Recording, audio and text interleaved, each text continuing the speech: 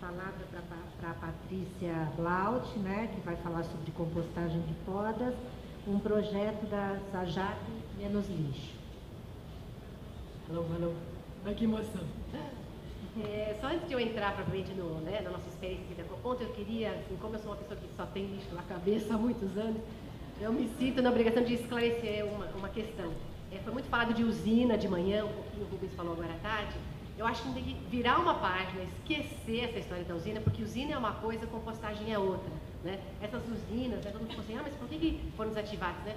As usinas, nos modos em que elas existiam aqui em São Paulo, eram empreendimentos tabajara completamente, né? Só que nossos problemas não acabaram, simplesmente a outras, né? Então, para quem não conhece isso, depois tem material para quem quer estudar, mais alto ainda? Mais alto? Tá. Então, as usinas, o que elas faziam? A usina da Vila Leopoldina de São Mateus, que foram mencionadas, elas recebiam lixo, né, sem nenhuma segregação na fonte, que é o que a gente está defendendo toda hora, né, educação, segregação na origem. Elas recebiam lixo misturadão, de uma série de engenhocas e precipitador balístico, uma série de coisas. Mas o que acontecia? O lixo passava para essas esteiras rolantes. Tem gente que eu sei do Limpurb, que na época, né, mexia com isso, que está aqui hoje, pode até confirmar. Dessa massa de lixo que passava por essa triagem, a gente recuperava uns 2% no máximo de recicláveis, né? Então imaginem um material de baixíssimo valor no mercado, totalmente sujo, né? Latinha, um fralda, feijoada, essa coisa toda, 2%. 38% mais ou menos virava um suposto adubo, que na verdade até se reconheceu na época, ele deveria ser chamado de pré-composto, não era composto, cheio de metal pesado, caco de vidro, moedinha, uma nhaca total. Nem a compostagem ocorria de fato nesse local, era simplesmente um monte, não tinha, né, uma aeração, não era uma compostagem no sentido aeróbico de fato, como deveria ser, então fermentava, cheirava mal pra caramba.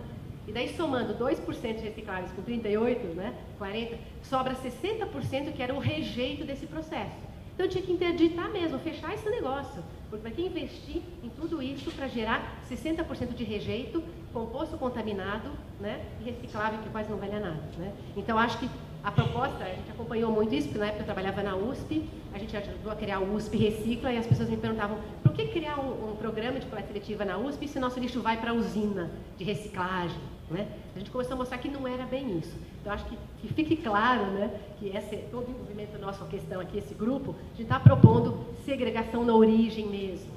Nós temos que ser essa usina. Então a gente evitou em todos os documentos, né, a abertura, o documento final que a gente quer discutir com vocês, essa palavra, inclusive usina. A gente está propondo unidade de compostagem, estações, pátios, centrais, ou descentrais, até mais criativo, descentralizar, descentrais de compostagem. Então só para vocês, né, separarem. Tem muitas teses, inclusive, sobre isso. Né? A compostagem com aqueles modos, eu sei que o Luciano tem milhões de informações sobre isso, muito ricas também. Só mais uma questão que foi colocada, pô, mas não tem espaço? Mas já não tem espaço, né? Um dos aterros que a gente usa é fora de São Paulo, é em Caieiras. Então, na pior das hipóteses, que a gente venha compostar uma parte do nosso resíduo fora de São Paulo também. Pior do que está, não vai ficar, né? A questão de que a conta não fecha, né? Que o Márcio colocou isso de manhã.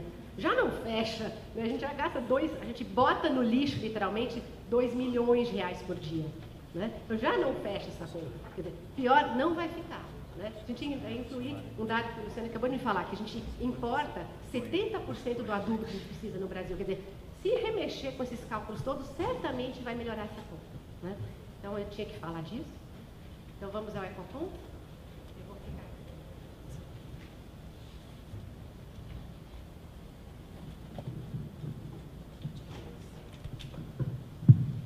Alô? Não consigo ficar sentado. Mil perdões, vou ficar aqui. Bom, Compostando no Ecoponto é um projeto da SAJAP, né, que é a Associação dos Moradores do Jardim Petrópolis dos Estados, e parceiros, são várias associações de bairro na região. Eu, inclusive, moro em Santo Amaro. Um dos parceiros somos nós, até, da Menos Lixo, a gente trabalha com consultoria nessa área, eu, Edson, né, o pessoal amigo nosso.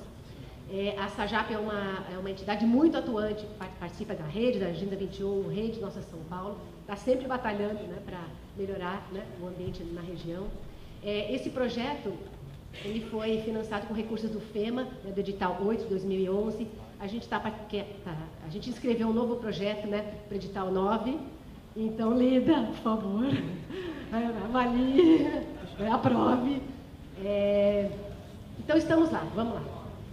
O ecoponto, para quem não conhece, sei que tem gente aqui de fora de São Paulo, são áreas, né, públicas que recebem resíduos normalmente não coletados pelo sistema, né, pela coleta regular. Né, resíduo volumoso, entulho, móvel, e um desses itens é resíduo de jardim, né, poda e tal. O ecoponto, esse que a gente está usando, onde ocorre a nossa palestra, é o ecoponto Vicente Hall. Só para deixar claro que é uma área nobre, né? Ele fica na Avenida Vicente Hall, que é aquela avenida do Shopping Morumbi, debaixo do viaduto da Vereador José Diniz, que é uma continuação de Ibirapuera. Só para deixar, isso era um ponto importante do projeto, era não fazer uma coisa isolada, longe, periferia, aquela coisa de compostagem horrorosa. Era num lugar nobre, né? Então, o nosso ecoponto é muito privilegiado, ele é grande, né? Pode passar. Mas como todos os ecopontos na época, eles eram mais ecapontos, não tinha nada de muito eco, né? Era tipo um bota fora, vai tudo, simplesmente sai dos terrenos baldios, mas junta ali, né? Daí vem a prefeitura, pega o caminhãozinho e chumbas, leva para um aterro. A ideia era mudar um pouco isso, né? Era mostrar que uma parcela considerável dos resíduos dispostos em ecopontos poderia, né, ser processada. Então, o que acontece? A gente ajudou a organizar um pouco o espaço. Claro que os ecopontos em geral melhoraram, hoje eles têm uma gestão até, né, de uma concessionária, né, que é a Soma e a Inova, dependendo da região. Mas a gente tem... O projeto? Ah, sim, essa é outra questão, a gente já volta nela. Então, em que consiste o nosso projeto? Ele é muito modesto. A gente tem agora uma área reservada no ecoponto, uma baia, para resíduo vegetal. Então, funcionários dessa empresa que opera o ecoponto orientam os moradores, olha, coloque resíduo vegetal nessa baia. Eles já sabem avaliar se vai servir para o projeto ou não. Então, se vem tronco, né, galho muito grande, a gente não aproveita. Se vem material com muito látex, sei lá, jasmim, mango, uma série de coisas, a gente não aproveita. A gente aproveita uma parcela desses resíduos, pode passar. E a gente tritura. Eu sei que tem gente que gosta de saber essas coisas de recurso, então isso é uma trituradora muito simples, custou para o projeto acho que uns 13 mil reais, e ela ajuda a diminuir muito o volume desse resíduo. Então a gente tem, sei lá, 10 metros cúbicos inicialmente naquela baia, então eu mostrei, a gente reduz para 1,5 metro cúbico mais ou menos. Né? Pode clicar aí. Não, você clica em cima da foto que...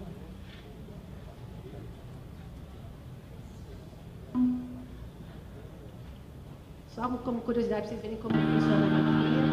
A gente recebe visitas, então tem uma criançada aí conhecendo.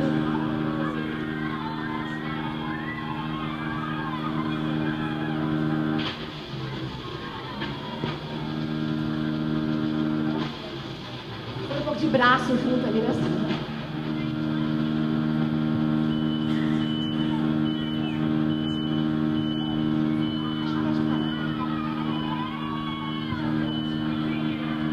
Torcida, né? A pessoa quer ver como é que vai ficar isso aí. Na verdade, essa história da trituração, ela é meio assim, super divertida, né? Quando a gente recebe as pessoas. Mas a gente também usa isso para discutir o seguinte, que engraçado, né? Essa super máquina transforma essa árvore nesse pozinho, mas olha que louco, né? Uma árvore que demora um tempo para crescer considerável, vira um pozinho. Então é toda uma questão sobre, é maior do que a compostagem. Né? Quer dizer, como é que a gente está tratando nosso resíduo vegetal, porque a gente tem tanto resíduo vegetal, inclusive, né? Pode passar. E daí o que a gente faz, né? Como já foi mencionado, a gente monta essas leiras, né? Leira nada mais é que um monte compridinho, né? Então, primeira leirinha iniciada em março desse ano, pode ir? Né? A gente vai formando essas leiras compridinhas, o resíduo mais fresco, verdinho, né? Tá aqui em primeiro plano, a gente vai montando essas leiras, a gente vai revirando essas leiras semanalmente para garantir essa oxigenação, né? Porque para compostagem, para reforçar, é um processo aeróbico, né? Então, não é fermentação, não gera esses tais gases mal cheirosos que a gente fala toda hora, mercaptano, gás sulfídrico, amônia, etc., se bem operado. Né? É uma vista, né, da área que a gente ocupa dentro da ecoponto. Pode ir. A revira é muito simples, né? Um garfão, a gente tomba essa leira de um lado, né? Tá aqui, tomba para o lado, para acelerar um pouco o processo, né? Então, vai um pouco mais rápido que o método, né, do Marquinhos, porque a gente, né, faz essa revira, e também porque a gente não tem tanto espaço assim, então a gente tem que garantir um fluxo razoável, aí, porque toda hora chega no material, tritura, e tem que escoar. Então, esse monte, essa leira, fica mais ou menos na ecoponto durante uns 3 meses. Seria mais rápido se a gente pudesse adicionar resíduo de cozinha, como a gente já fez em vários locais, lugar nobre como a Sabesp, a presidência da Sabesp, tem uma composteira, né? Alguém mencionou de manhã, não tem composteira, não tem empate compostado na Vila Mariana, mas tem hoje, não sei se tem alguém aqui do SESC, uma composteira no SESC, Vila Mariana, né? com resíduo, inclusive, né, de cozinha. Então, a gente adoraria receber de resíduo de cozinha aí, mas para não ter nenhum risco, ninguém, né, tem muito preconceito ainda em torno disso, a gente resolveu trabalhar só com resíduo vegetal, vegetal de jardim, né? Então, essa fumacinha que aparece, digamos assim, não é fumaça no sentido, não é material particulado, você não precisa pôr máscara, não é nada tóxico, venenoso, é basicamente o resultado da respiração da turma toda que está fazendo o processo aí, que é fungo, bactéria, etc.